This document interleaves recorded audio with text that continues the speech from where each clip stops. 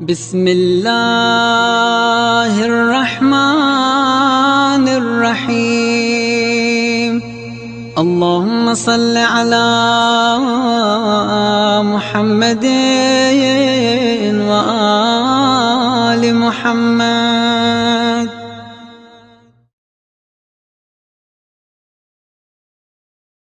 اعوذ باللہ من الشیطان الرجیم، بسم اللہ الرحمن الرحیم۔ عباد اللہ، اوصیکم ونفسی بتقوی اللہ۔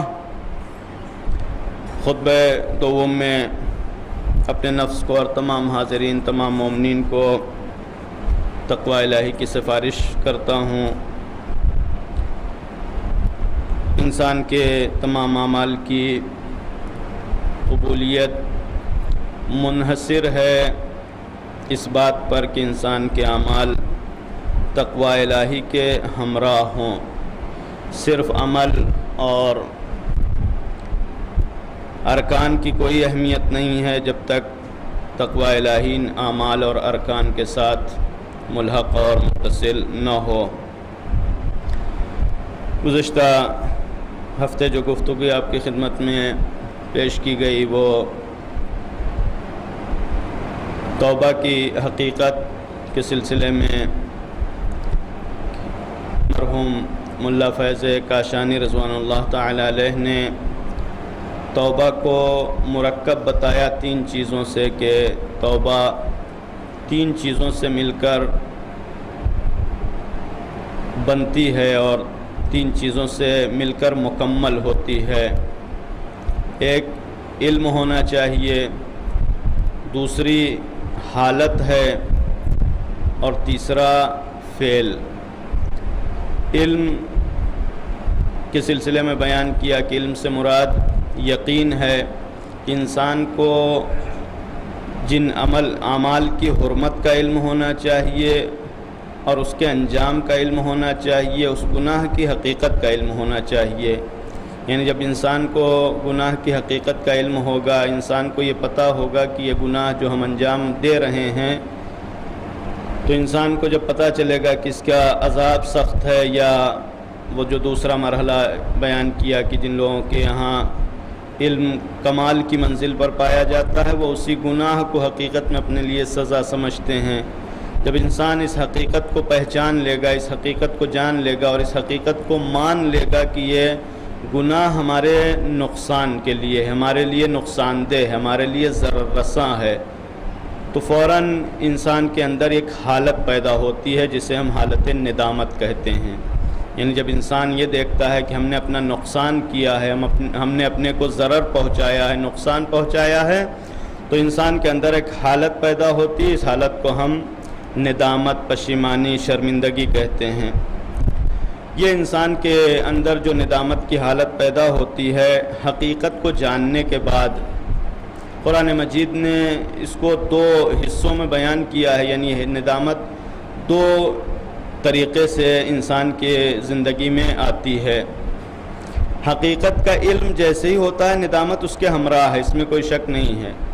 لیکن انسان کو حقیقت کا علم کبھی بروقت ہو جاتا ہے، یعنی وقت رہتے ہوئے، وقت کے اندر انسان کو حقیقت کا علم ہو جاتا ہے، لہذا ندامت بھی وقت کے اندر ہی ہوتی ہے۔ اور کبھی وقت گزر جانے کے بعد ندامت ہوتی ہے، جس کو ندامت بھی کہتے ہیں، لیکن اس کے لیے بہترین تعبیر حسرت کی ہے۔ یعنی انسان صرف اور صرف کف افسوس ملتا ہے، حسرت کرتا ہے، اور اس کے علاوہ اس کا کوئی فائدہ ہونے والا نہیں ہے۔ اس لیے کہ توبہ مکمل ہوگی تیسرے رکن کے ساتھ۔ تیسرا رکن توبہ کا فعل ہے کہ انسان آئندہ ترک گناہ کا عزم رکھتا ہو، ترک گناہ کا ارادہ رکھتا ہو۔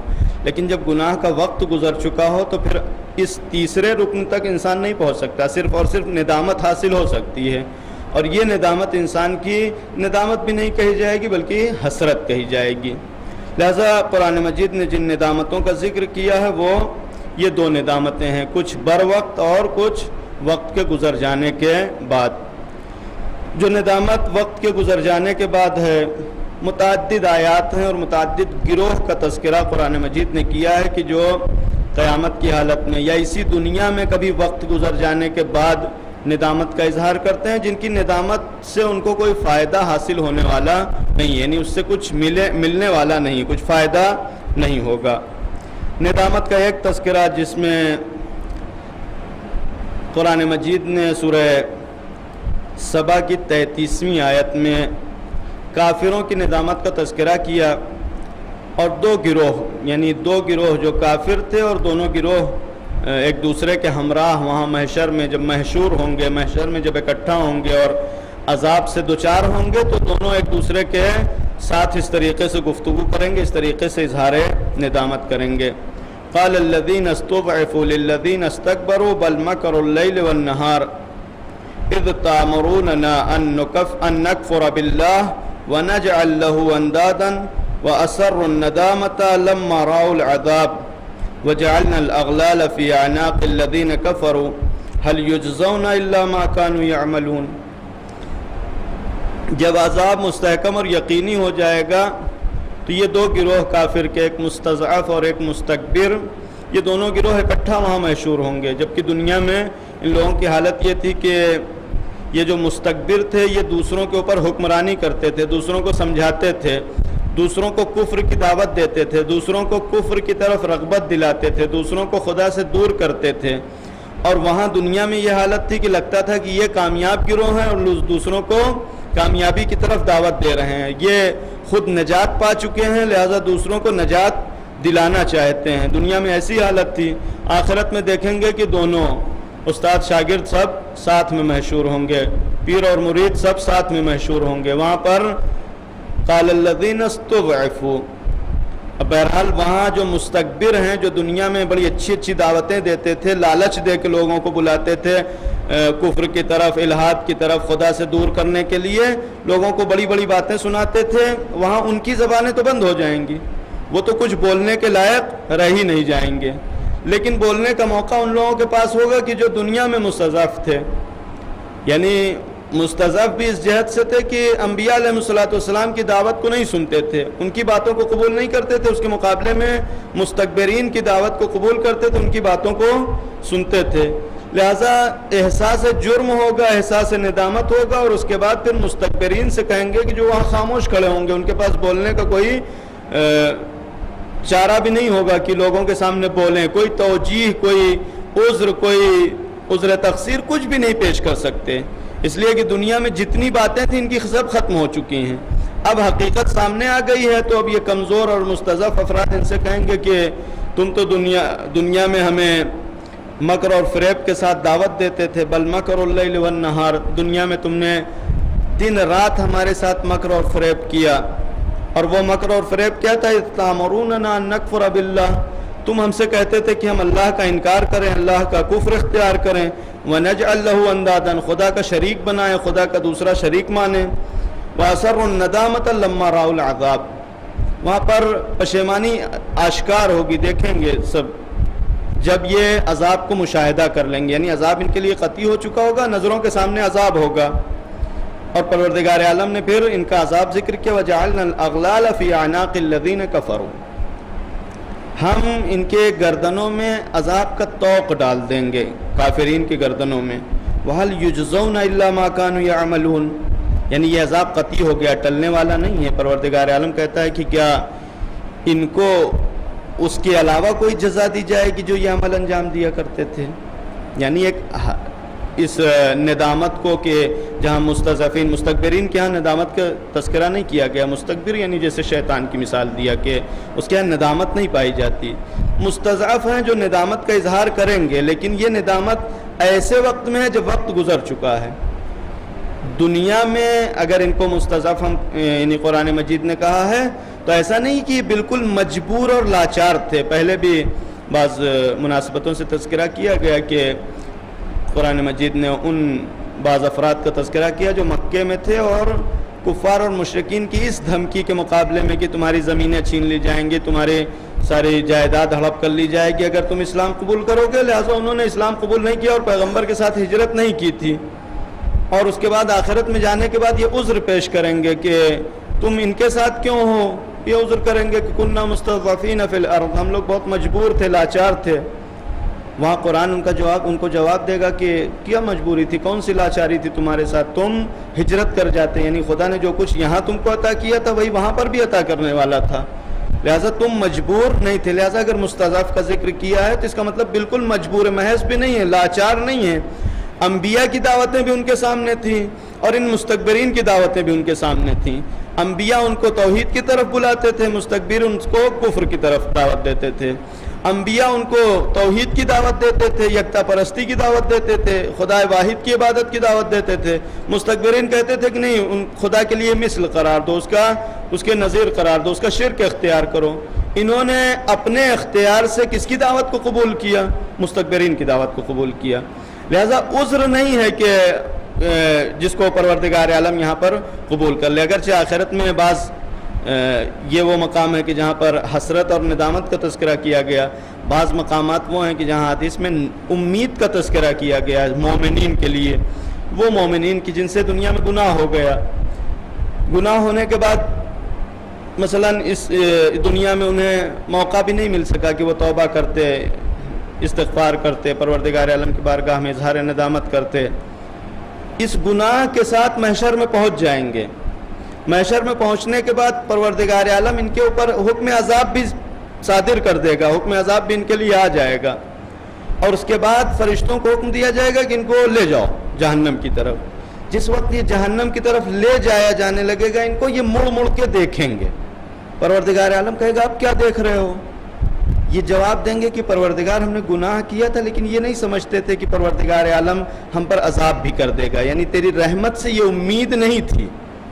لیکن ندامت ہے اور اس کے بعد امید کا اظہار کرتے ہیں۔ مستضعفین کا یہ حالت نہیں ہے کہ جہاں پر ندامت کے ساتھ امید کا اظہار کریں کہ خدا کی رحمت نہیں، خدا ہی کو نہیں مانتے تھے۔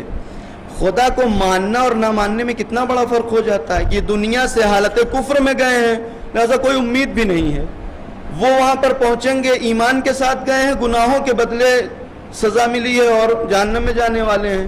پروردگار عالم کی رحمت کی طرف مڑ مڑ کے دیکھیں گے۔ پروردگار عالم حکم دے گا فرشتوں کی، اگرچہ یہ جھوٹ بول رہے ہیں، دنیا میں یہ امید ایسے نہیں تھے، یعنی ہماری رحمت کی امید سے گناہ نہیں کرتے تھے، لیکن پھر بھی چونکہ یہ ابھی یہ کہہ رہے ہیں کہ رحمت کی امید سے ہم نے گناہ کیا تھا، لہٰذا ان کو واپس کر دو۔ یعنی یہ کافرین اور مومنین کے درمیان یہ بہت بڑا فرق ہے کہ وہ حسرت کے ساتھ وہاں محشور ہوں گے، یہ امید کے ساتھ محشور ہوں گے۔ اور اگر امید انسان کے دل میں ہو تو وہ امید جذبہ عمل پیدا کرتی ہے، اور یہ حسرت کچھ نہیں، یعنی وقت ختم ہو جاتا ہے، صرف اور صرف انسان افسوس کا اظہار کر سکتا ہے۔ یہ ایک مثال قرآن نے جہاں ندامت کا ذکر کیا، لیکن ندامت بے سود بے فائدہ ندامت، کافرین کے لیے کوئی فائدہ دینے والی نہیں۔ دوسرا اسی دنیا میں ندامت، فرعون کا تذکرہ۔ قرآن مجید نے فرعون کے لیے بالکل واضح الفاظ فَأَخَذْنَاهُ وَجُنُودُهُ فَنَبَذْنَاهُمْ فِي الْيَمِّ وَهُوَ مُلِيمٌ، سورہ زاریات کی 40ویں آیت، کہ ہم نے فرعون کو اور اس کے لشکر کو اپنی عذاب کی گرفت میں لے لیا، اپنا عذاب فرعون اور اس کے لشکر والوں کے اوپر نازل کیا۔ فَنَبَذْنَاهُمْ فِي الْيَمِّ، پانی میں ان کو غرق کر دیا، دریا میں ان کو غرق کر دیا۔ وَهُوَ مُلِيمٌ، اس حالت میں کہ جبکہ وہ اپنی ملامت کر رہا تھا، یعنی وہی انسان ملامت کرتا ہے جو نادم ہو، پشیمان ہو۔ فرعون اپنی ملامت کر رہا تھا۔ قرآن مجید نے دوسرے مقام پر بھی اس کا تذکرہ کیا کہ فرعون جس وقت حتی اذا ادرکہ الغرق، جیسے ہی غرق ہونے لگا، ڈوبنے لگا، قال آمنت بالذی آمنت بہ بنو اسرائیل، ہم اس پروردگار عالم کے اوپر ایمان لے آئے کہ جس کے اوپر بنی اسرائیل ایمان رکھتے ہیں۔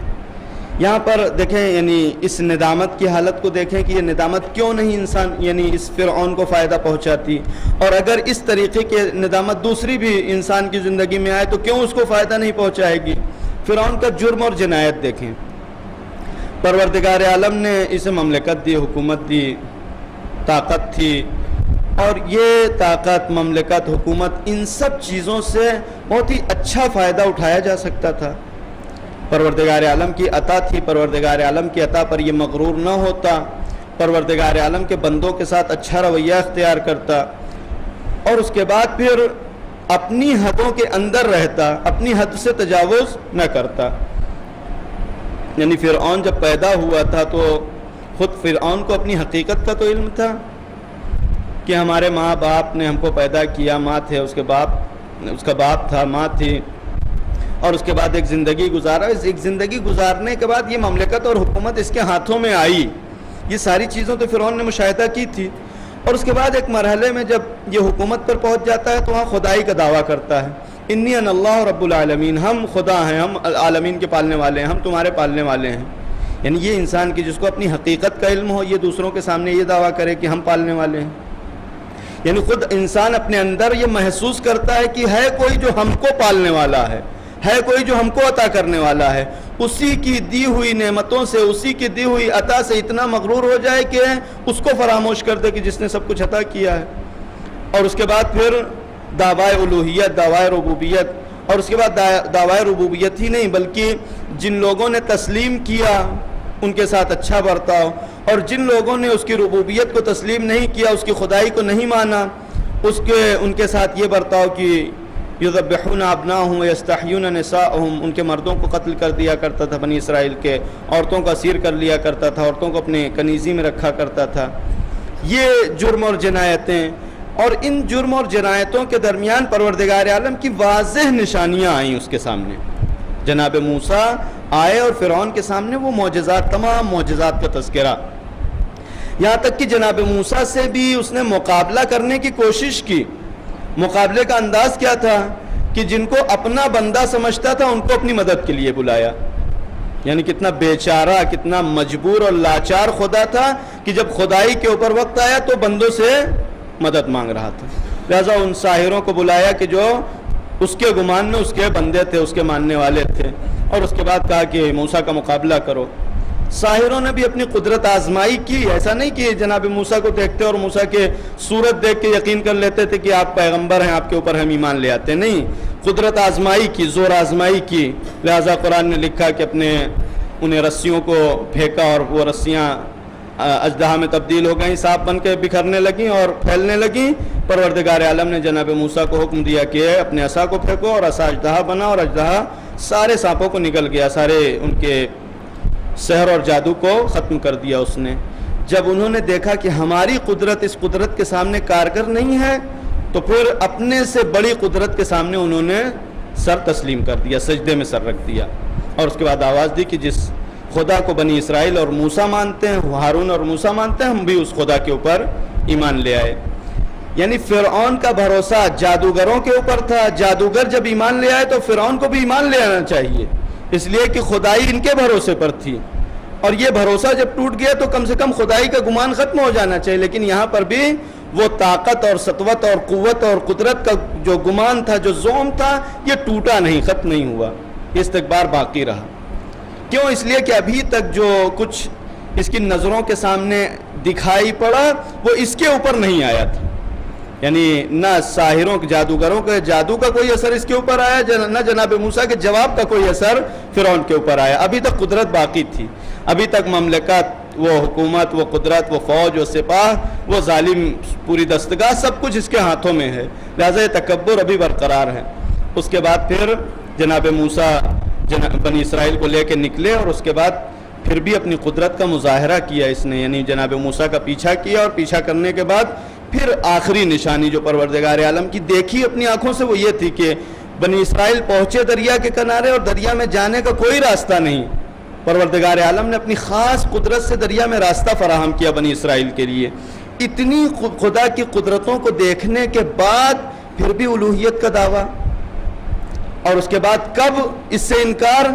کہ جب اپنے اوپر آ گئی، یعنی اپنے اوپر عذاب نازل ہو گیا، اور اس کے بعد اپنی آنکھوں سے اپنا انجام دیکھنے لگا.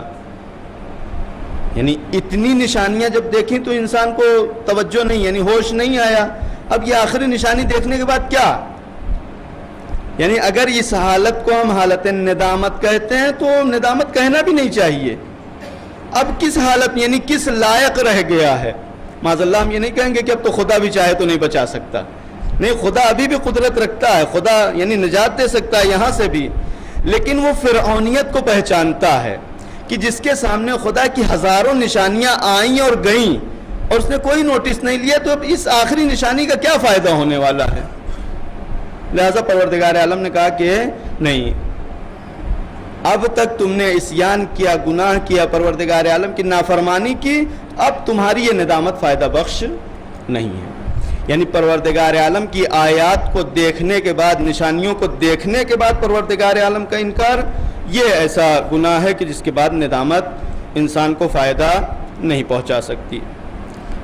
تیسرا موقع جہاں پر قرآن مجید نے ندامت کا ذکر کیا، اور بے سود ندامت، یعنی جس کا کوئی فائدہ نہیں ہونے والا ہے، ان لوگوں کا کہ جو دنیا میں گناہ کرتے ہیں، کافرین کا، دنیا میں پروردگار عالم کی معصیت کرتے ہیں اور اس کے بعد آخرت میں جانے کے بعد ان کے اعمال ان کی نظروں کے سامنے ہوں گے۔ سورہ آل عمران کی 30ویں آیت، یوم تجد کل نفس ما عملت من خیر محضرا وما عملت من سوء، وہ دن کہ جب تمام لوگوں کے سامنے، تمام نفوس کے سامنے ان کے وہ اعمال کی جو انہوں نے نیک عمل انجام دیا تھا وہ بھی ان کے سامنے حاضر ہوگا، اور جو برے اعمال انجام دیے وہ بھی ان کے سامنے حاضر ہوں گے۔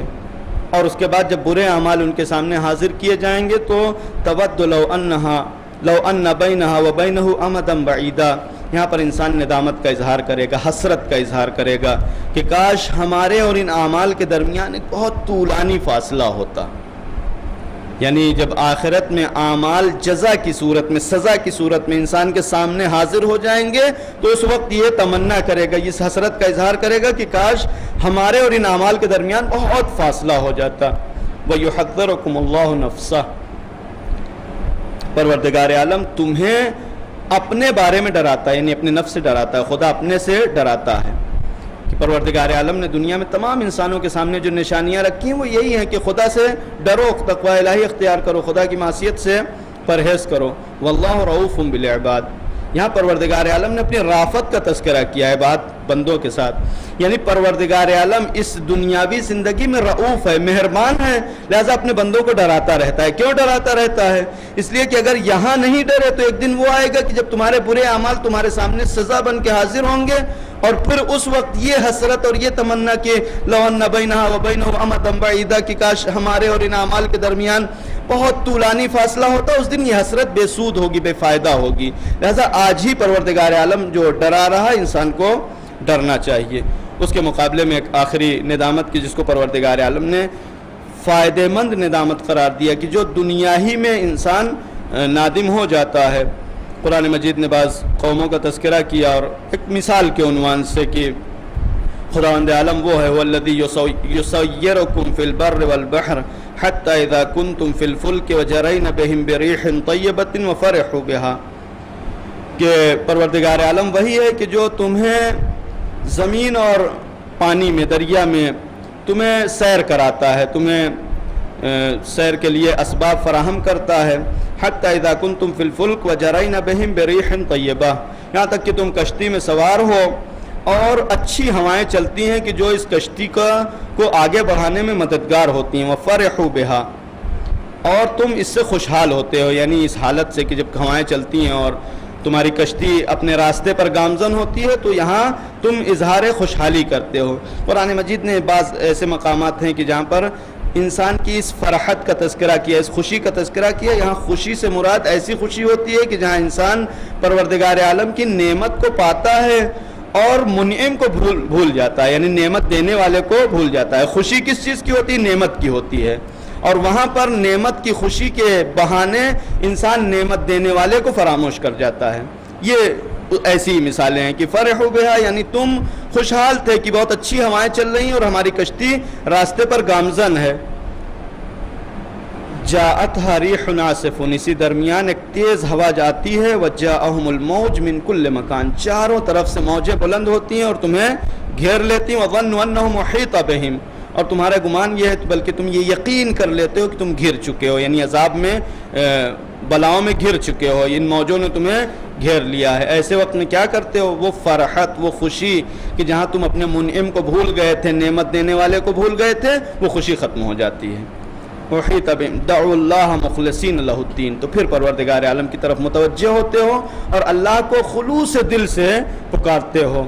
لئن انجیتنا من ہذہ، اور پروردگار عالم کی بارگاہ میں یہ اقرار کرتے ہو، اس بات کا اعتراف کرتے ہو کہ لئن انجیتنا من ہذہ، اگر ہم کو اس سے فرصت مل گئی، ان بلاؤں سے ہم نے نجات پا لی، لنکونن من الشاکرین، تو ہم شکر گزاروں میں سے ہو جائیں گے۔ یعنی انسان کی زندگی جب ایک روٹین پر ہو، ایک راستے پر چل رہی ہو، تو نعمتیں عطا ہو رہی ہوں، تو پروردگار عالم کو بھی انسان کو یاد رکھنا چاہیے کہ نعمتیں دینے والا کون ہے۔